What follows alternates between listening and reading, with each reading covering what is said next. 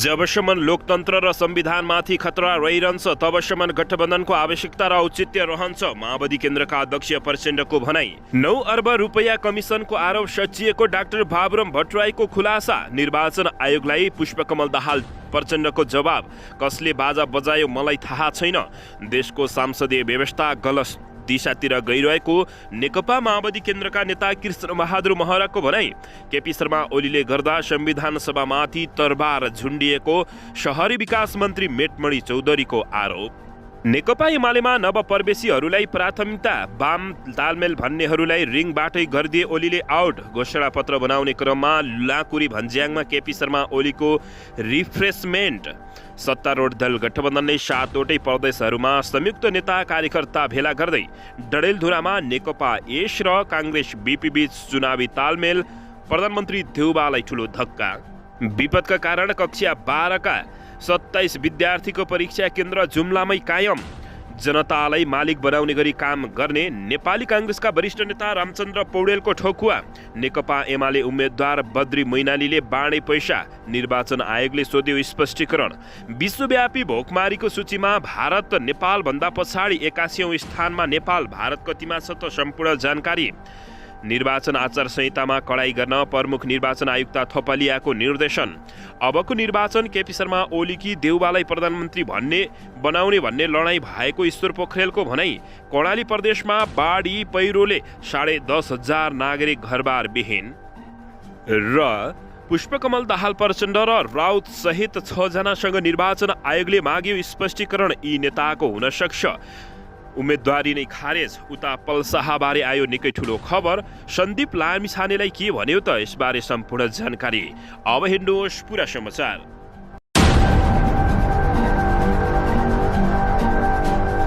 दर्शक महानुभावहरू नमस्कार। नेपाली न्युज टिभीको न्युज बुलेटिन खबरमा यहाँहरूलाई हार्दिक स्वागत छ। सदा चाहिँ आज पनि तपाईँहरूमाझ देश तथा विदेशका महत्त्वपूर्ण समाचार अपडेटका साथ उपस्थित भइसकेका छौँ। दर्शक महानुभावहरू, हामीलाई तपाईँहरूले कहाँदेखि हेर्दै हुनुहुन्छ नेपाल भए जिल्ला र ठाउँको नाम लेख्नुहोला। यदि विदेशमा हुनुहुन्छ भने आफू रहेको देशको नाम पनि लेख्न नभुल्नुहोला। र हाम्रो च्यानल नेपाली न्युज टिभीलाई अहिलेसम्म पनि सब्सक्राइब गर्नु भएको छैन भने सब्सक्राइब गर्नुहोला, साथै सँगै रहेको बेल आइकनलाई दबाउन पनि नभुल्नुहोला। आउनुहोस् दर्शक महानुभावहरू, आजको विशेष खबरतर्फ लागौँ। दर्शकबिन, निर्वाचन आचार संहिता उल्लङ्घनमा निर्वाचन आयोगले 8वटा संस्था र 6 जनासँग स्पष्टीकरण माग गरेको छ। निर्वाचन आयोगले नेकपा माओवादी केन्द्रका अध्यक्ष पुष्पकमल दाहाल प्रचण्ड, जनमत पार्टीका अध्यक्ष सीके राउत सहित 6 जनासँग स्पष्टीकरण माग गरेको छ। त्यस्तै निर्वाचन आयोगले अर्थ मन्त्रालय, बीमा समिति, प्रज्ञा प्रतिष्ठान लगायत 8 संस्थासँग पनि निर्वाचन आयोगले स्पष्टीकरण मागेको छ।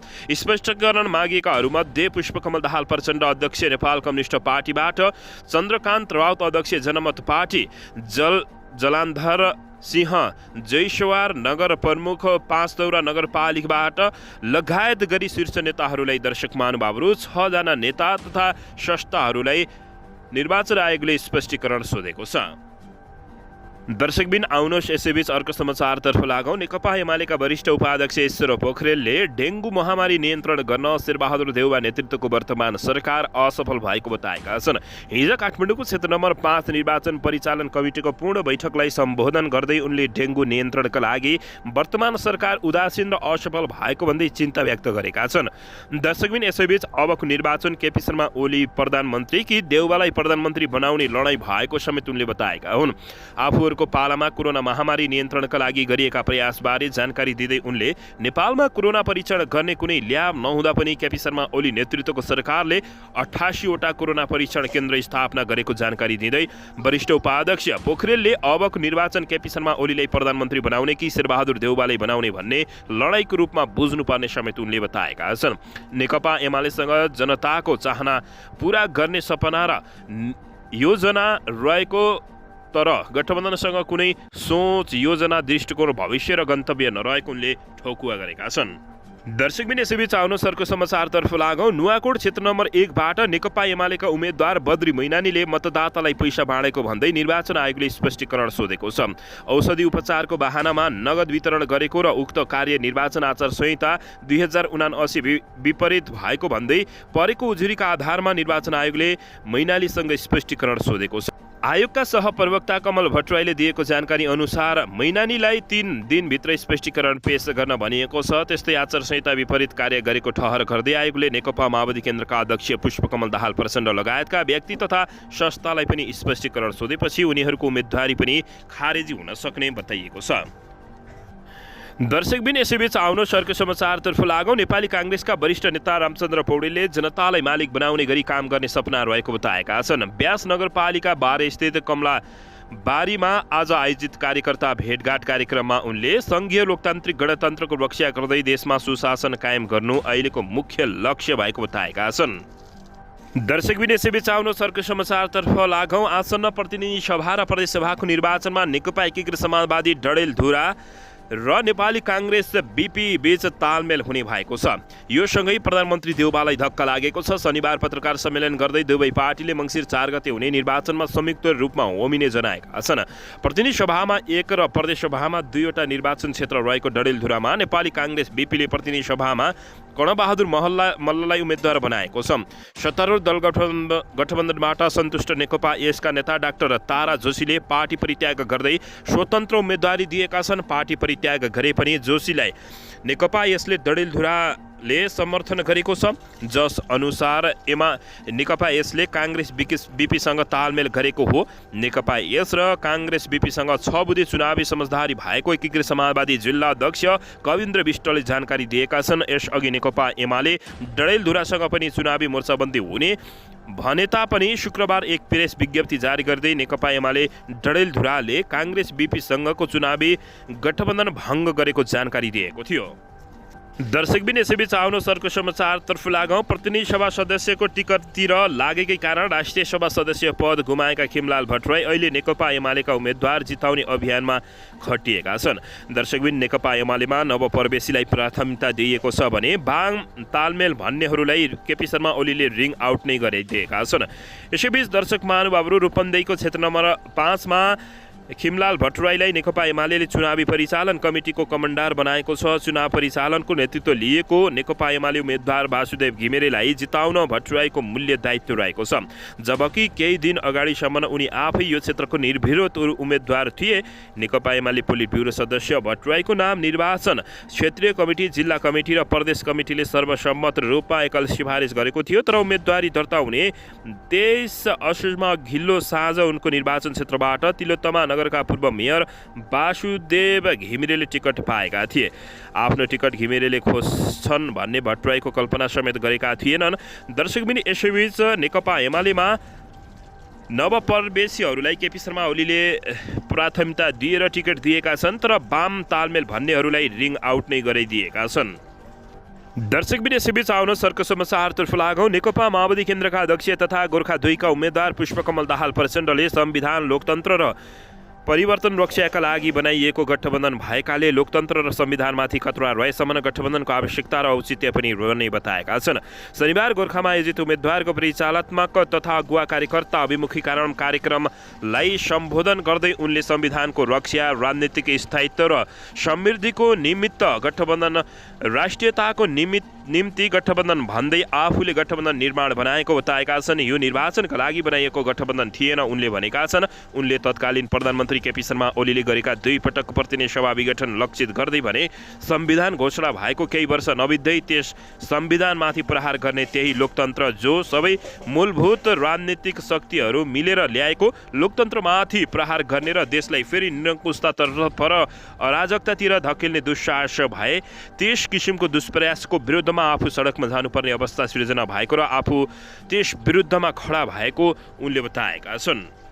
दर्शकबिन यसैबीच आउन सरको समाचारतर्फ लागौँ। बुढी गण्डकी आयोजनाबाट शेरबहादुर देउबा, केपी शर्मा ओली र प्रचण्डले 9 अर्ब रुपियाँ कमिसन खाएको भनेर आफूले 1.5 वर्ष अगाडि लगाएको आरोप सच्याएको डाक्टर बाबुराम भट्टराईले स्वीकार गरेका छन्। गोर्खामा शनिबार आयोजित गठबन्धन दलहरूको अगुवा कार्यकर्ता अभिमुखीकरण कार्यक्रममा बोल्दै नेपाल समाजवादी पार्टीका अध्यक्ष तथा पूर्व प्रधानमन्त्री डाक्टर बाबुराम भट्टराईले सो आरोप सच्याएको बताएका छन्। बुढी गण्डकी योजना राष्ट्रिय गौरवको योजना त्यो एउटा गेम चेन्जर योजना हो, त्यसले प्राथमिकता पाउनै पर्छ भनेर नेपाल आफैले बनाउनु पर्छ। तर केही असमझदारी बस हामी अलिकति बाङ्गोटिङ्गो बाटो लिन खोजेका थियौँ, डाक्टर बाबुराम भट्टराईले बताएका छन्। कमिसनको आरोप बारे स्पष्टीकरण दिँदै उनले त्यति बेला अलिकति आलोचना गरेको बताउँदै, किनकि नेपाल आफैले बनाउनु पर्ने त्यो बुढी गण्डकी कता कता कसको खेलमा हो बाहिर जान लाग्यो भन्ने अर्थमा मैले केही सूचना पाएको थिएँ। त्यसको आधारमा मैले त्यो 9 अर्ब भ्रष्टाचारको बारेमा बोलेकै हो। तर अहिले सचिएको छ। म के खुसी व्यक्त गर्न चाहन्छु भने अब बुढी गण्डकी नेपालले बनाउने निर्माण गरेको छ। त्यसो भएको हुनाले बुढी गण्डकी बारे अब हाम्रो विवाद नभएको उनले अभिव्यक्ति दिएका छन्। दर्शकबिन यसैबीच यता नेकपा एमालेका अध्यक्ष केपी शर्मा ओलीले गर्दा संविधानमाथि तरबार झुन्डिएको शहरी विकास मन्त्री मेटमणि चौधरीले गम्भीर आरोप लगाएका छन्। यता देशको संसदीय व्यवस्था गलत दिशातिर गइरहेको माओवादी केन्द्रका उपाध्यक्ष कृष्णबहादुर महराले बताएका छन्। निर्वाचन आयोगलाई पुष्पकमल दाहाल प्रचण्डले जवाब दिँदै कसले बाजा बजायो मलाई थाहा छैन भन्दै अभिव्यक्ति दिएका छन्। दर्शक महानुभावहरू, पछिल्लो समय नेपालमा चुनावी माहौल निकै तातिरहेको छ। यसैबीच यता जतिसक्दो केपी शर्मा ओलीकै फन्डा गरे तापनि गठबन्धनको जित सुनिश्चित भएको नेपाली काङ्ग्रेसका प्रवक्ताले अभिव्यक्ति दिएका छन्। दर्शकबिन अन्ततः नेपालमा निकै ठुलो धनजनको क्षति गराएर विगतका वर्षभन्दा केही ढिलो गरी यस वर्षको मनसुन पश्चिम नेपालबाट बाहिरिएको छ। जल तथा मौसम विज्ञान विभागले आज पश्चिम नेपालबाट यस वर्षको मनसुन बाहिरिएको जानकारी दिएको छ। विभागको मौसम पूर्वानुमान महाशाखाका अनुसार सुदूरपश्चिम कर्णाली, लुम्बिनी, गण्डकी, बागमती र मध्य प्रदेशको पश्चिमी भूभागबाट बाहिरिएको बताएको हो। देशका अन्य भूभागमा मनसुन बाहिरिन अझै केही दिन लाग्ने महाशाखाले जानकारी दिएको छ। नेपालमा सदर 2 अक्टोबरमा मनसुन बाहिरिने गरेको छ। यस वर्ष भने औसत भन्दा केही ढिला गरी मनसुन बाहिरिन सुरु गरेको हो। यस वर्ष गत जेठ 22 गते पूर्वी नेपालबाट मनसुन प्रवेश गरेको थियो। दर्शकबिन यसैबीच आउनुहोस् अर्को समाचारतर्फ लागौँ। नेकपा माओवादी केन्द्रका उपमहासचिव हरिबल गजुरेल अध्यक्ष पुष्पकमल दाहाल प्रचण्डसँग असन्तुष्ट बनेका छन्। आगामी मङ्सिर 4 गते हुने निर्वाचनको लागि सिन्धुलीबाट चुनाव लड्न चाहेका गजुरेललाई पुष्पकमल दाहाल प्रचण्डले टिकट लिनबाटै वञ्चित गरिएपछि यो परिस्थिति सिर्जना भएको छ। पछिल्लो समय अध्यक्ष पुष्पकमल दाहाल प्रचण्डसँग सुमधुर सम्बन्ध बनाएका गजुरेल टिकट नपाएपछि भने आक्रोशित बनेको माओवादी केन्द्रका नेता तथा कार्यकर्ताको भनाइरहेको छ। अहिले उनले अध्यक्ष दाहाल समक्ष टिकट नपाउनुको कारण सोधेका छन्। त्यसको लागि उनले असहमति पत्र दर्ता गराएका छन्। उनले निर्वाचन क्षेत्र, जिल्ला र प्रदेश कमिटीले एकल रूपमा आफ्नो नाम सिफारिस गरे तापनि टिकट नदिएको भन्दै आक्रोश भएका हुन्। अहिले उनी अध्यक्ष पुष्पकमल दाहाल प्रचण्डसँग सम्पर्कमा समेत नरहेको बताइएको छ। उनी सिन्धुली 2बाट चुनाव लड्न चाहन्थे। यसअघि उनी 2 पटक यही क्षेत्रबाट निर्वाचित भएका थिए। चुनावको गजुरेल रिसाएको चाल पाएपछि दाहाल तनावमा रहेको बुझिएको छ। यद्यपि दाहालले यो बीचमा गजुरेलसँग छिट्टै संवाद गर्न चाहेको समेत बुझिएको छ।